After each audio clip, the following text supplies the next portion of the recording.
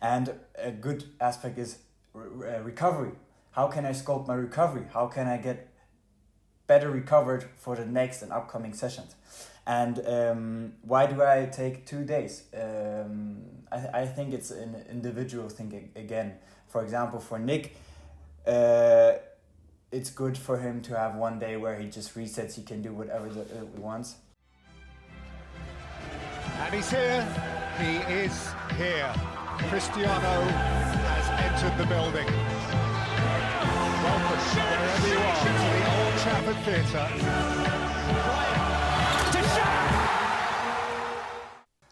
Welcome back, guys, to episode 10 of the Sculpted podcast. Today, Nick and me are talking about rest days for athletes.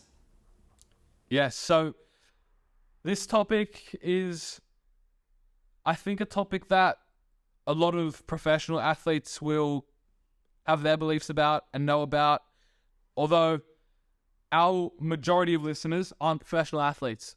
So today, as I am not a professional yet, although Val is, I'd say I'm almost there. We're working to it, you know. But I have a very strong belief on rest days, and I'm sure Val does too. So first of all, I'll just ask Val, how many rest days do you take in a week? Look, I want to be open and transparent with you. That's what I stand for, and that's who I am. I'll be honest, I sometimes take up to 2 rest days in a week. Because throughout the years, I've been experiencing with a lot of things. And I know Nick has a different perspective on it, of what works for him and what works for me. But I've dialed it down in season that I sometimes take up to 2 rest days because we have 2 games every week in and out. So I'll talk a little bit more about it later. But Nick, question for you. How many rest days do you have, or how many do you put in a week schedule? Yes, so in 1 week, I always have, at least try to have 1 rest day. There are weeks where I've had, for example, last week, every day was training, but then on the Monday I rested. Sometimes this happens for me because team training, sometimes training sessions are unpredictable. Sometimes the team plays on a Sunday or plays on a Saturday and they train Sunday. So for this, typically, I have to adjust. I will never have a 2 week rest day. This is something that is, I don't know what it is. Again, it's kind of me being a little bit black and white, I guess very black and white. But I will never have a week where I have 2 rest days, right? I've spoken about it before. I've had that once because of the long aeroplane trip from Australia to Europe. But the following week, there was no rest days. So I made up for it, basically. But the main reason why I wanted this episode to be about rest days is because most people, right, when they think about grinding, there's no rest days involved, right? A lot of people see grinding as 7 days a week, training every single day. Now, what we stand for at Sculpted is not doing this, right? The reason why having a rest day in there is so important is because rest days are a reset day. If you're, let's say, quote unquote, grinding for 7 days a week, come the 8th day, compounding effect is real, right? That 8th day is now potentially 5 times worse than that original day, 8 times worse. Physically, right? You're not able to give as much as you were on that first day. So rest days are a reset day. It's like pressing that reset button so that you can go harder the next, right? And this is something really important, I believe, because, for example, for me, on a rest day, I will try and make my rest day as bad as possible, mentally and physically, so that the next week I feel so bad for taking that rest day that it's just a constant loop, right? I'm living for my rest day because it's like, okay, I can go on TikTok, I can be normal, I can be a human, but then come that next Monday, I'm thinking, oh gosh, I can't believe I did that. I can't believe I put myself down to that low level of degeneracy. and then I think, okay, this week is going to be excellent. For me, that's my reset button. And that's honestly what keeps me going. And a lot of people either have too many rest days or not enough. And I think that not enough, have always at least one, right? But don't get excessive with it. Don't think, okay, it's only team training. We train 3 times a week. I'm going to rest every single other day. Val, what are your thoughts on that? I love that perspective of just having one day, the reset day, where you just can let yourself loose. I would give you guys an example of my current state of how I've dialed into 2 rest days a week actually. So currently I'm playing over in Greece, and my training schedule looks as follows. We train Monday through Saturday most of the time if we don't have a game Wednesdays, and we train 2.5 hours every single day. This is a grind. We train on a very hard field, and my body is taking a hit every single day. Of course, what does Sculpted actually mean for myself in terms of what a rest day looks? For me, sculpting does not only mean the grind, like Charlie said, 24/7, but also sculpting myself, or sculpting for me is also sculpting my sleep schedule, improving my sleep. How do you actually improve your sleep? What measures can you take? What works and what not? And a good aspect is recovery. How can I sculpt my recovery? How can I get better recovered for the next and upcoming sessions? And why do I take 2 days? I think it's an individual thing again. For example, for Nick,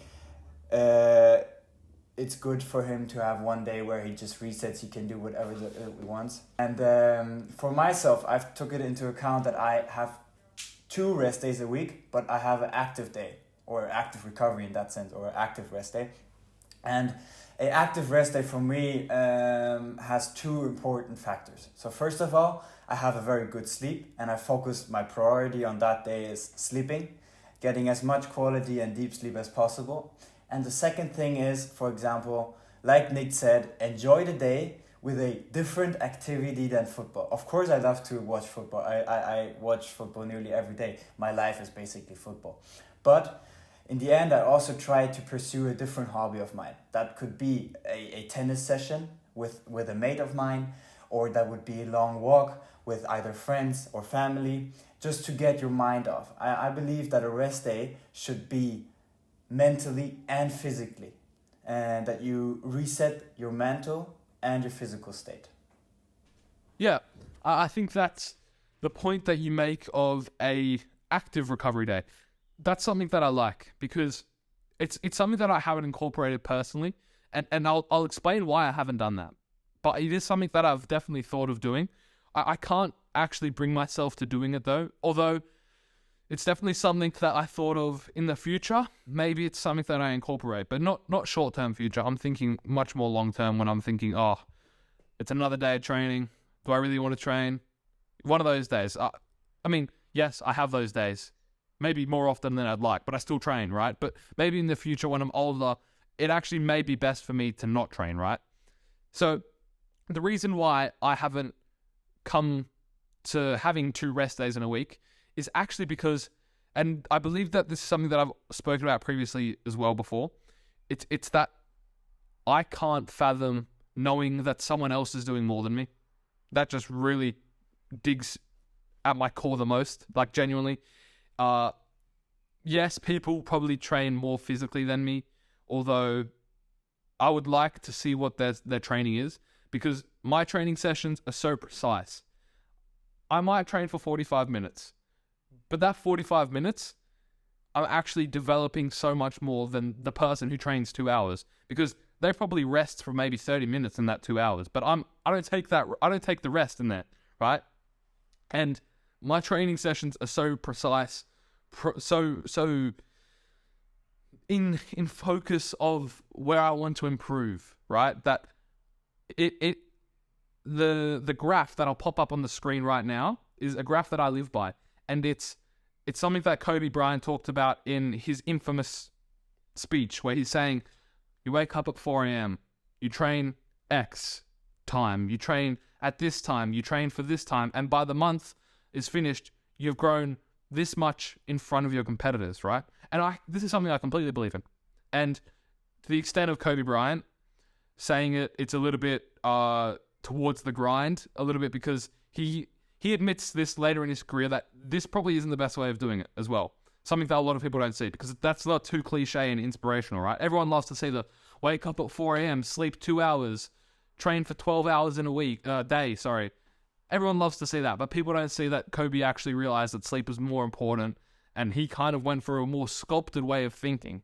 So the reason why I can't fathom to take 2 rest days is because I know that there's someone who's able to do 6 days of training and 1 rest day, because I'm able to do that. I'm able to do that. So someone else is easily able to do that. And that if they continue to do that, then they will get better than me. So I always try to take just 1 rest day and then train every single other day as hard as I can. And as I said, that Sunday, to be honest, there's been, Val, I don't know what your lowest your lowest strain on whoop is, but my lowest strain on whoop has been, I think, under 4 before, which, Val, if you know anything about a low strain, that's basically getting up to go to the bathroom like twice.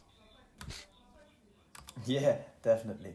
I would also add to that, I'm a big advocate of rest days, actually. I think I have a different perspective to you. And I was also on the Mamba mentality before Kobe inspired me through his book.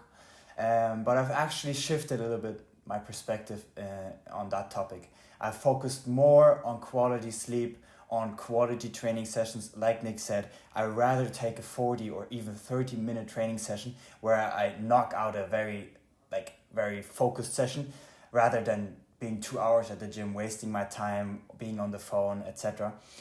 So I focused more on my mental well-being and prioritized my mental well-being.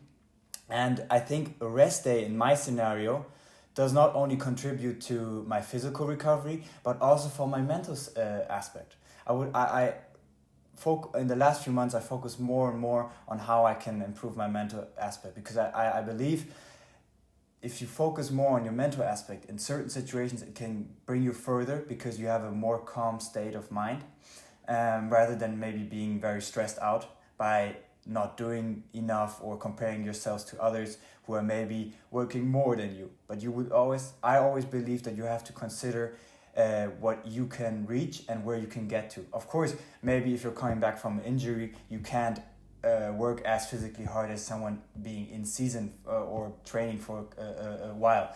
I have the scenario at the moment. I've just come back from a 5 months injury. I'm still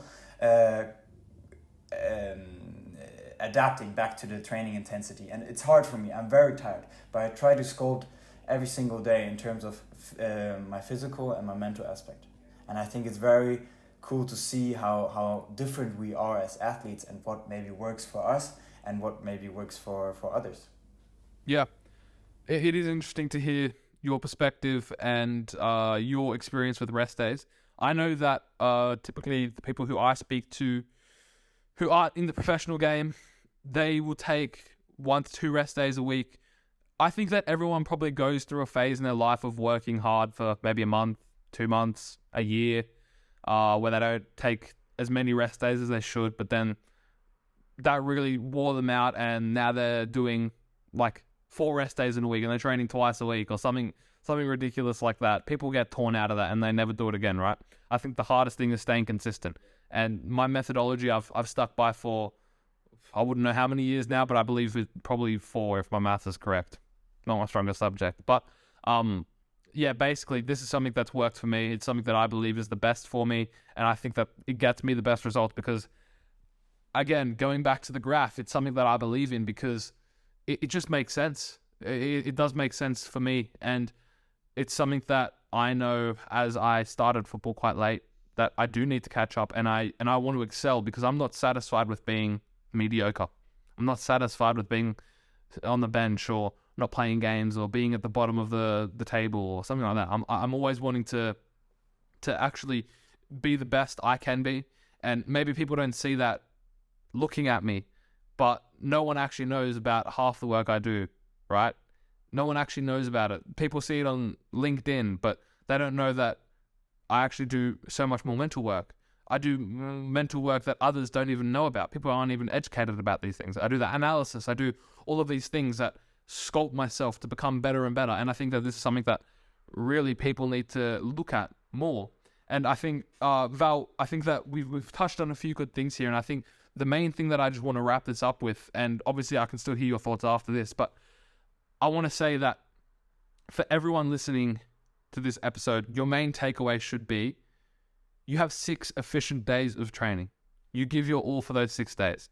Each day from Monday to Saturday, or whichever day you decide to have your rest day on, those days, going into your next session, you have enough energy to give 100%, right? Or close to it. And you take that one rest day off, you can do whatever you want. For me, the reason why I do absolutely nothing is because I make myself feel guilty, essentially. It's like a trap. It's like a circle. I'm always doing this. I love this though, because it's what keeps me going. I think that's a great way for you to hold yourself accountable, you know, that you don't slip into this path of having 2 sluggish days in a week, being a slacker for 2 days straight. You know, you're okay with 1 day and resetting yourself and your physical and mental aspect. But you know that right after your 1 rest day, it's grind time again. And that's very inspiring. And I will just touch and add one small little detail. I'm a big advocate of you need to find something else that is passionate, or maybe that you don't wrap your head around football if you're a footballer too much, or you get too stressed about having to copy a routine from a footballer or professional athletes or whatsoever. It is very important that you find your own routine or your own rest day activities, because what works for Nick maybe doesn't work for me, or what works for Lionel Messi or Cristiano Ronaldo out there, you know, doesn't work for you guys. So I think don't try to copy and paste a routine or a rest day out there. Try to figure out a way how you can sculpt your own rest day. And I think that's the biggest lesson I learned from Nick today, and I hope you guys were able to take something off of us. Yeah, I completely agree, Val. That was really well said. And I think that your point of finding something that isn't necessarily involved in your sculpture is something that's a key aspect to sculpting, right? Because if you're trying to sculpt 24/7, then it's not gonna, that final result isn't gonna end up how you actually want it to, right? There does have to be a degree of separation, if that makes sense, from the goal. And for Val, I think that he has his own outlets, which are very, very productive to his actual sculpture, right? So he's a CEO. He has his own company, right?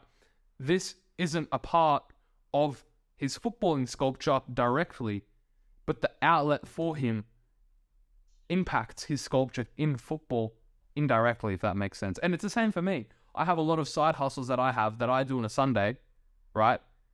That actually, in the moment, don't help me become a better footballer, but I am a better footballer for having them, because maybe I can afford new boots, I can afford new gloves, I can now afford to travel to Germany. There are things that indirectly help you outside of the direct sculpture and pursuit, if that makes sense. And this is something that Val was saying, as he said, maybe you're not a footballer, right? This goes for business as well. Like both Val and I, maybe Val a bit more than me, a businessman, right? So the business is very hard, because you basically, as a businessman, there's always someone who's working harder than you. And that might look like they're hiring more people than you. They're getting more work done, more efficient, things like that. They don't have to have a rest day. But what we're saying is have some time, at least, where you can be outletted from your main sculpt, so that it indirectly benefits your sculpture, if that makes sense. Yeah.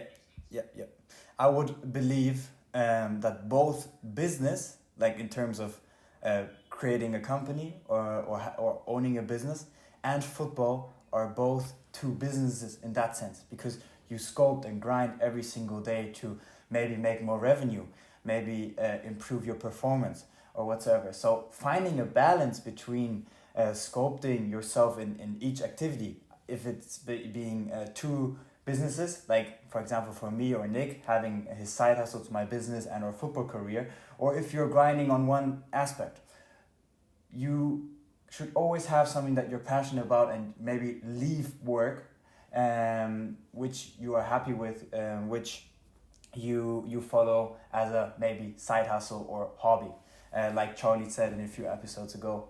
So I think the work-life balance, it sounds pretty silly in that sense, because I believe football is work-life is work. It takes a lot of work to be a footballer. It's not always glamorous, and if you take that home, if you take home your thoughts from work, it can have a bad effect on your sculpting career, because eventually you want to be at home, you want to let loose of your feelings and leave work behind you. I hope that made sense. Yeah. I think no, we'll touch on this in a later episode as well when we talk about balance. I have a very strong opinion on balance, and basically, in summary, I also believe that I've said this before. But basically, you have to have areas of your life that are seen as balance. I will have areas of my life that people might perceive as balance, right? But I actually purposely put them in to make my grand sculpture better. I used to not have them, but I put them in to distract me from that grand sculpture, but indirectly, they make that grand sculpture better. And that being said, as I said, I don't really want to go into that too much because that's going to be a long episode, let me tell you that. But basically, as we've been saying, the main takeaway, find what works best for you. If it's 2 rest days, if it's 1 rest day, I'm a firm believer for 1. Val he's working well on 2, right? So find what works best for you. Make sure that you've got something that doesn't directly, I guess, have anything to do with your main sculpture, but indirectly benefits the sculpture, right? Find that out for yourself. That's all I can say. Experiment, have fun. That's your homework, and I'll make another Instagram sheet summarizing this up for you guys so you can take lessons. All right, we want you to act on these things. That's the main message for today. And if you have any questions or need any tips or help, Nick and me or Charlie as well can help you guys out, and maybe try and find your own routines, paths, rest days, whatsoever. Just feel free to contact us. Yeah, 100%. That being said, that's the end of this episode. Thanks guys for listening.